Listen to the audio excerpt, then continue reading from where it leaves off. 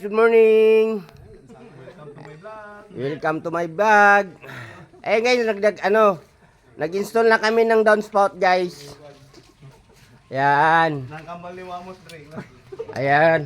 Guys, kung install kayo guys ha. Itong downspout namin, na to, ready-made na. Hindi ka na magpintura, guys, kasi may kulay na puti. Yan. Yung sa taas, tingnan mo, maitim.